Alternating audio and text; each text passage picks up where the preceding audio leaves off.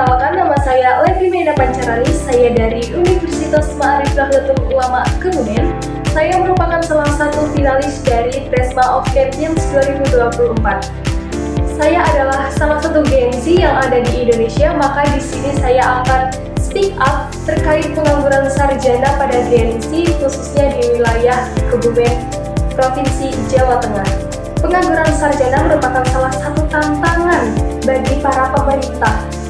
Lalu ada berapakah pengangguran sarjana yang ada di Kabupaten Kebumen, Jawa Tengah?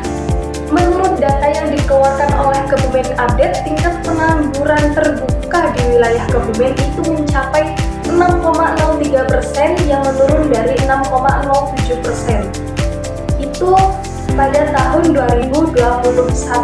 Nah, kemudian mengapa pengangguran sarjana pada Gen Z ini bisa terjadi, teman-teman?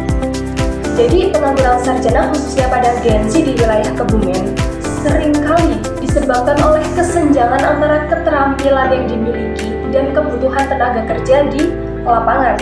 Banyak lulusan sarjana Gen Z yang memiliki keterampilan tidak sesuai dengan kebutuhan yang ada di lapangan pekerjaan. Mereka mungkin memiliki gelar sarjana atau S1 tetapi tidak memiliki keterampilan yang cukup untuk bekerja di bidang yang mereka pilih, seperti itu. Lalu bisa juga disebabkan karena salah memilih jurusan saat berkuliah. Nah, kenapa bisa terjadi salah memilih jurusan ini? Biasanya untuk Gen Z itu seringnya kita mengikuti tren. Jadi ada FYP di TikTok atau Instagram, kelihatannya ini keren deh, masuk teknik kelihatannya keren deh. Padahal kita itu basicnya ada di pendidikan atau agroteknologi atau yang lainnya. Tapi karena tren tersebut, kita jadi asal-asalan masuk. Udah yang penting kuliah, wah keren nih, bisa masuk di teknik kayak gitu. Atau bisa juga ini dorongan dari orang tua, karena orang tua itu berpikir bahwa jurusan yang orang tua pilih untuk anaknya itu memiliki prospek kerja yang baik untuk anaknya, padahal anaknya sendiri, dia pribadi itu tidak memiliki kemampuan di bidang tersebut, seperti itu. Ada alasan lain juga kenapa kita bisa menjadi pengangguran sarjana.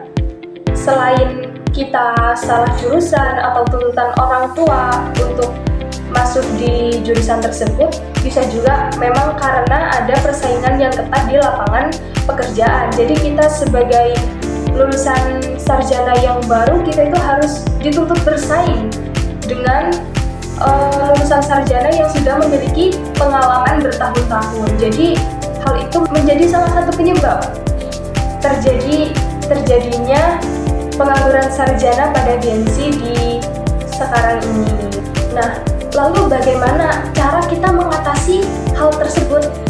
Dari penyebab yang saya jelaskan tadi, kita itu bisa diatasi dengan melaksanakan program pelatihan dan pengembangan keterampilan kerja kita.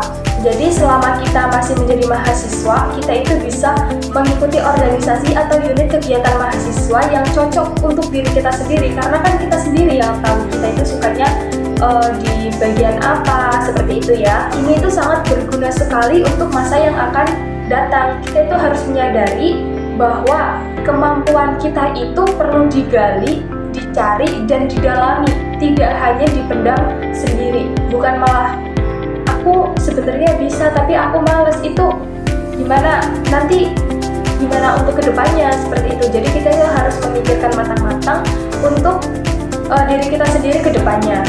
Nah, lalu kapan sih kita bisa melaksanakan program pelatihan atau pengembangan keterampilan tersebut?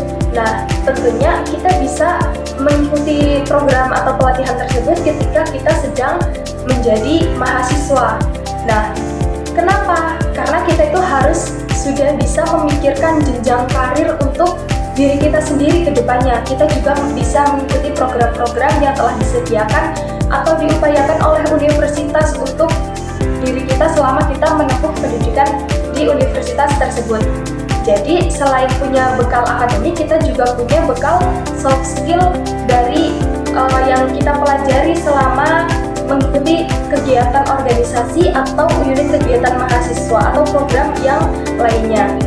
Jadi kita bisa mulai dengan mengikuti dari lingkup prodi dulu nih teman-teman. Kita bisa ikut HMPS atau kalau di kampus saya itu biasanya nyebutnya itu HIMA atau Himpunan Mahasiswa. Jadi di situ kita itu punya relasi yang nggak cuma teman satu kelas aja, kita bisa punya relasi dari teman-teman kelas yang lain atau kakak tingkat atau adik tingkat seperti itu. Itu kalau lingkupnya prodi ya. Misalnya teman-teman nih suka berkegiatan di luar, kita bisa ikut UKM atau kegiatan eksternal. Misalnya ada UKM musik, ini kalau suka musik bisa mengembangkan ya, kalian bisa belajar nyanyi, belajar alat musik, atau kalau yang lainnya seperti kalau di tempat saya itu ada tanjisi atau tadarus ngaji dan ziarah. Ini tuh buat teman-teman yang suka mengaji, suka bermain hadroh atau yang lainnya. Bisa juga teman-teman kalau misalnya punya bakat nari, di kampus teman-teman itu ada KM menari juga, kalian bisa mengikuti itu. Bisa juga kita mengikuti program MBKM yang diupayakan oleh Menteri Pendidikan kita Pak Nadiem Makarim, yaitu ada MBKM ya, program MBKM. Teman-teman bisa mengikuti dari yang pertama ada kampus mengajar, ada magang bersertifikat, ada pertukaran mahasiswa atau IISMA. Teman-teman ini sebenarnya program-program ini tuh sangat penting sekali untuk mengembangkan skill kita, untuk menambah pengalaman kita selama kita berkuliah. Jadi kita itu kuliah tidak hanya terpatok sama materi aja di kelas, tapi kita itu bisa belajar di luar kampus, seperti itu. Jadi program-program atau kegiatan yang kita ikuti itu selama menjadi mahasiswa itu sangat bermanfaat karena kita itu bisa menambah skill kita, mengasah skill kita. Disebabkan karena kita bisa bertemu dengan teman-teman yang lain, nggak itu aja. Apalagi kalau kita ikut program MBKM ya, kita ketemu dengan teman-teman dari universitas-universitas lain yang mungkin itu lebih bisa untuk dijadikan contoh oleh universitas kita atau diri kita sendiri. Nah, jadi untuk para mahasiswa GMC, tolong sekali ini dipikirkan lebih dalam lagi untuk mengikuti program atau organisasi supaya keterampilan kita itu terasah. Mungkin kalian saat ini merasa malas karena sudah lelah memikirkan tugas, tapi ini tuh jujur ini sangat penting sekali untuk masa depan kalian. Kecuali yang udah punya orang dalam ya, atau emang anaknya orang kaya. Nah, jadi diharapkan dengan upaya-upaya tersebut, pengangguran sarjana khususnya untuk para Gensi di wilayah Kebumen, Provinsi Jawa Tengah itu bisa berkurang. Oke, sekian dari saya. Terima kasih. Wassalamualaikum warahmatullahi wabarakatuh.